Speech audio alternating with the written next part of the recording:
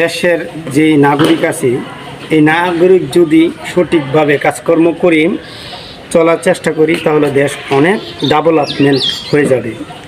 যদি রাষ্ট্রীয়ভাবে অর্থাৎ রাষ্ট্রের যে দায়িত্ব আছে, যেমন এখন ডক্টর ইউনূস স্যার রাষ্ট্রের দায়িত্বে আছে, তিনি যদি সাধারণত গরিব মানুষগুলোকে দেখে দেখে যাতে করে মানে এক ফ্যামিলিতে 3 থেকে 4 জন লোক থাকে, ওই ফ্যামিলির 1 থেকে 2 জন লোককে বহিরাগত দেশে পাঠায়, অর্থাৎ যেটাকে প্রবাস জীবন বলেন, প্রবাসী হিসেবে তাদের অন্য দেশে কাজ করার জন্য পাঠায়, তাহলে দেখা যাইতেছে দ্রুত গতিতে দেশ উন্নত হবে।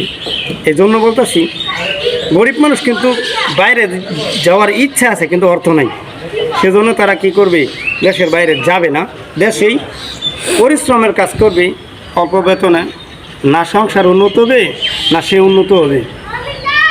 এই যে লোকটা দৈনন্দিন মানে ডাউন হয়ে যাবে, আমি মনে করি তাকে অর্থ দিয়ে যোগান দিয়ে তাকে দেশের বাইরে পাঠালে দেশ দ্রুতগতিতে ডেভেলপমেন্ট হবে, এটা আমি মনে করি। সেজন্য আমাদের গরিবদের দিকে নজর দেওয়া দরকার।